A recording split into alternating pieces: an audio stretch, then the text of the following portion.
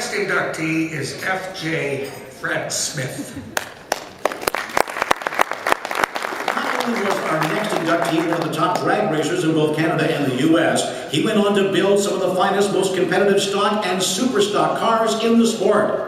The cars built in his shop on the banks of the Grand River at Cayuga in southern Ontario have won numerous NHRA Best Engineered Awards. His crowning achievement was the conversion of a front-wheel drive car, which became the norm in the early 1980s, and is stuffed in a big V8 engine with a traditional rear drive setup without altering the car's appearance or integrity. Working with the Oldsmobile division of General Motors, then heavily involved in drag racing, he developed a car for the superstock classes in NHRA and IHRA competition.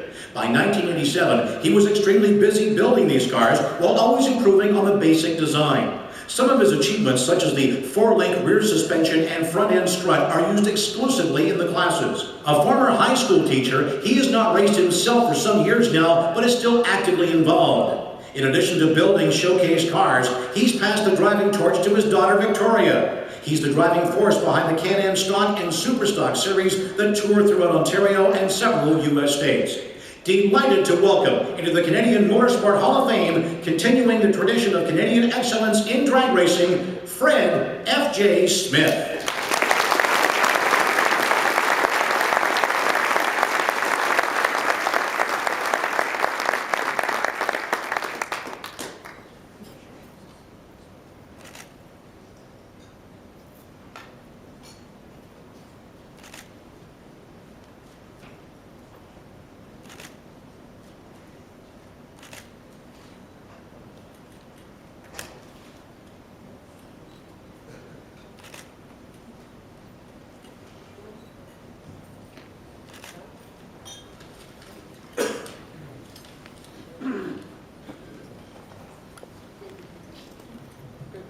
Gee, I can still read Norm Macro's speech here.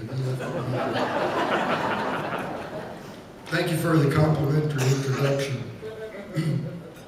It is a great honor to be considered among the best in the country. The list of the Hall's honorees is amazing. Each one with a passion for motorsports, whether it be motorcycles, road racing, powerboats, or drag racing, and each saw success in their fields. The great road racers Gilles Villeneuve, Kyle Lombardo, musician and powerboat racer, and some, of course, that I have a closer connection to, the Western Canadian Drag Race World Champion Gary Beck and crew chief Bernie Federley. It is both humbling and gratifying to be included with these people. At this time, I'd like to thank Ken Hessel for submitting my nomination. My interest in drag racing started at an early age. I remember my father dropping me off at the gate at Kohler Dragway before I even had a license. And I learned pretty quickly that I wanted to drag race and I had to have a hot rod. In 1972, my university friend Bill Morrison asked me to campaign his Superstock Camaro. And that whet my appetite to build and race my own car, a 67 Camaro for NHRA and Modified Eliminator. And the success, the successes we had with that car, as they say, is history. Without question, none of my successes could have happened without the help and support of my family. My wife Betsy and daughters Kathleen and Victoria endured my drag racing passion. They have been my biggest helpers and supporters. Betsy has run our high performance shop for 38 years, and for that I'm very grateful. Both my daughters have chosen husbands, guys who are involved in the automotive world, so I guess all that childhood motorsports experiences didn't really scar them for life.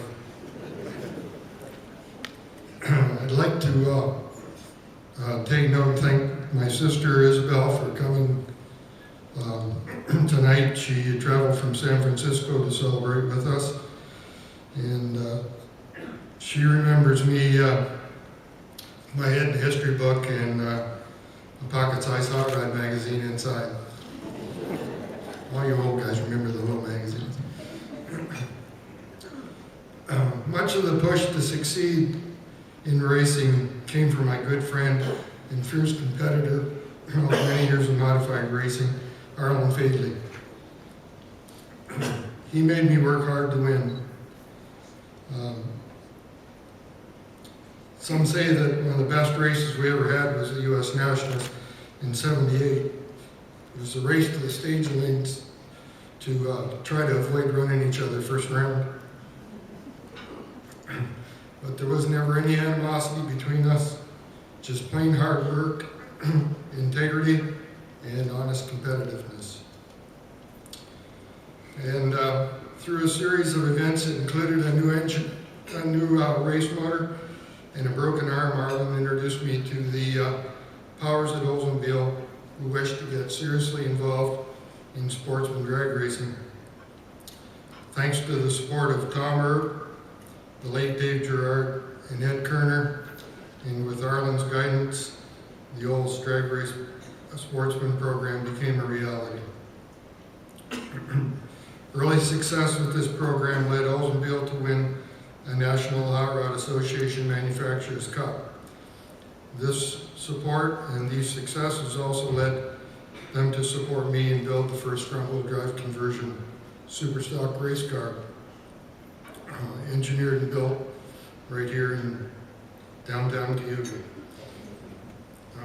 The program continued and supported us to build well over 100 of these front-wheel drive conversions for sportsman racing, and it kept us busy for